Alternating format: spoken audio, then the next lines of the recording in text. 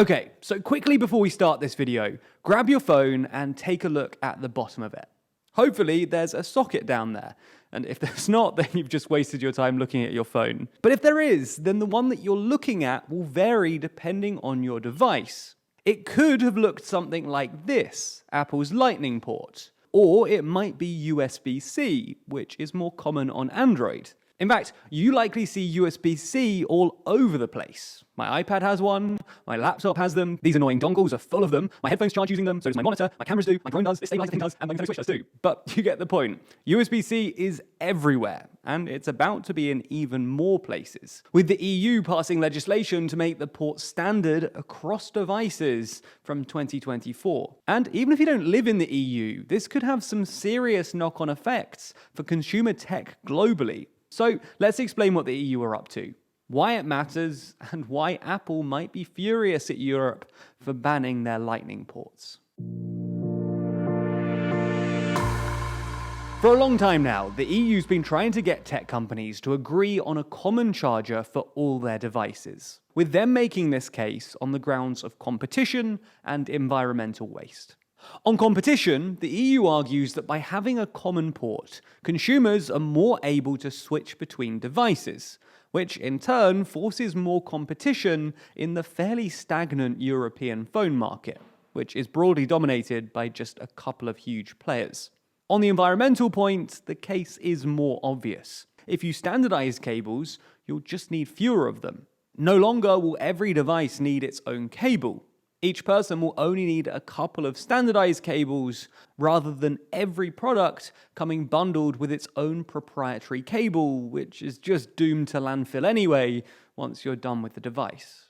So those are the EU's core arguments that they've been making for a while now. But things went up a gear in Tuesday's trialogue, a meeting between the Council, Commission and Parliament of the EU, where new rules on cables were finally agreed to. These regulations mean that all mobile phones, tablets, e-readers, headphones, digital cameras, handheld video games consoles, and portable speakers sold within the EU and that are rechargeable via a wired cable will be required to have a USB-C charging port, regardless of manufacturer. Laptops will eventually be required to have USB-C charging too, but not as soon as the other devices due to their increased power consumption. And as a result of this standardization, chargers are also being unbundled from the sale of all devices in the EU, which means that next time you buy a phone, it's unlikely that it will come with a charging brick and cable, a trend which has already started. So, it seems like the EU are taking a major step towards something they've been pushing for a while now. And that's good, right? More competition and better for the environment. Well, it actually depends on who you ask, because this entire move could be a huge blow for one particular company, Apple.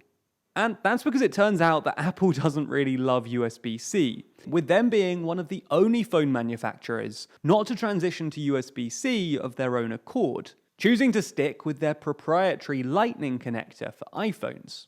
And it's not just their devices which suggest a resistance to USB-C. Apple's vocalized their objections too.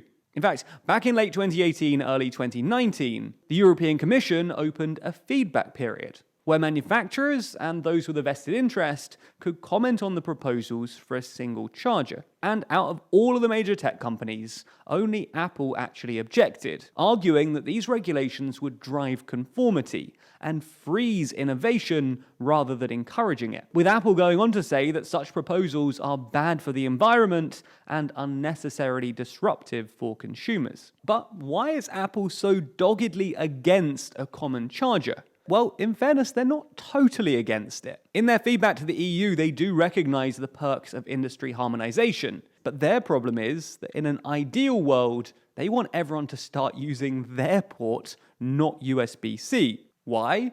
Well, if we're being cynical, it does look like money could be a factor. That's because every time someone wants to make an accessory that interacts with or uses a Lightning connector, they need to pay Apple royalties. And that money adds up, because the royalty fee is currently rumored to be a flat $4 per connector, which is quite a lot. Although admittedly down from the previously rumored $10 or 10% of the retail price, whichever was higher. Regardless of the exact price though, When you have millions of devices requiring millions of accessories, those royalties do stack up, and stack up fast. USB-C is different though. It's not proprietary, but an industry standard developed by the USB Implementers Forum. So therefore, there's no money to be made like the royalties for Lightning. Now, to be fair to Apple, money likely isn't the only factor at play here. So to find out more, I spoke to YouTube tech expert TechAltar to get his less cynical take on the situation. It's true that they charge manufacturers for the so-called Made for iPhone program, but this is a very small amount of money for a company the size of Apple. So I don't think that is the primary motivation. I think it's just that they hate not being in control of the ports that they put on their phones. It's just a company. Of course, every private company hates to be regulated by default. And also because Made for iPhone and the port kind of gave them control over what accessories were made for iPhone.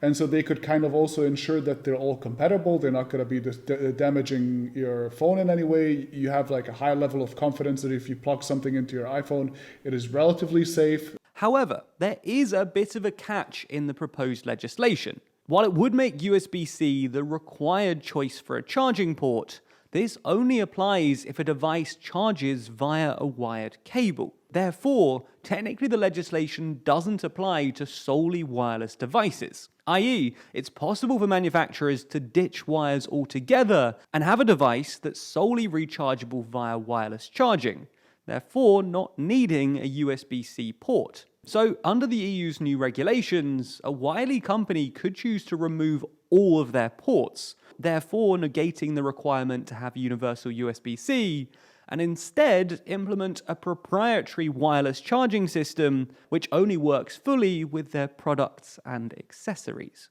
Fortunately, this doesn't look like an issue at the moment. Wireless chargers are currently pretty interchangeable, and to be honest, this truly wireless future might be where we're headed anyway. I think everybody eventually wants to move into that direction, not just Apple. You obviously can save a little bit of time, you can make waterproofing more solid, you obviously have even more control over how consumers can interface with their devices and so on. So it's a direction that everybody's moving towards, but I think it's going to take quite a lot of time to get there. Regardless then, it seems that if Apple want to continue trading in the EU after 2024, which, spoilers, they do, they'll either need to remove charging ports altogether or roll out USB-C charging ports to all of their devices. And that is a big deal for consumers in the EU, but it will likely have wider-reaching impacts too. That's because if Apple is forced to implement USB-C in the EU, it's very likely they'll make that a global change. Firstly, it's rumored that Apple is already planning to move to USB-C regardless, but potentially more importantly, it just wouldn't make any financial sense to have two different editions of every device. Duplication in manufacturing is costly, and ideally, as much as possible, they'll want a single production line. In fact, the EU knows that this is going to happen, and it even has a term, the Brussels effect. It's important to state that unlike, for example, with GDPR or whatever, where the EU literally came up with the entire framework themselves, the thing that the EU is doing here is that they're basically pointing their fingers at the USB Implementers Forum. I really should look up what they're called. And they're just saying, whatever they come up with, that's the standard. So yeah. It's already an industry group that does this, that already includes Apple, Microsoft, HP, all the big companies. It's a moving target, so we're not really locking ourselves into like a specific technological implementation, but whatever the USB standard comes with is what we're going to use. So it's not really something that the government has to be super technically innovative in coming up with themselves. We just picked the one that is the standard and said that's the one that we want everywhere. It's kind of inevitable, and I think in this case the EU probably did the right thing. If you want to check out my full interview with TechAltar, where we discuss everything from the EU's legal strategy to the actual implementation of USB-C, then you should head over to Nebula, where we also have a ton of other exclusive content, and all of our normal videos available ad-free. It's not just us either. After all, Nebula's the streaming service that we've built with a bunch of our creator friends, including TechAltar and many more. That means you can get tons of exclusive content on Nebula. Not just from TLDR, but from all of your favorite educational creators, like TechAltar's superb Nebula original series, Techorama, where they run through how technology and politics have intersected with culture and media. It really is a superb series. If you're interested and do want to sign up, then you'll want to use the link in the description to get the Nebula Curiosity Stream bundle deal. Here's how it works. If you sign up to Curiosity Stream, home to the best documentaries online, then you'll also get Nebula included absolutely free. That means it's less than $15 a year for both services. Curiosity Stream for high-quality documentaries, and Nebula for bonus TLDR content. And doing so also really supports the channel, so thanks for your help.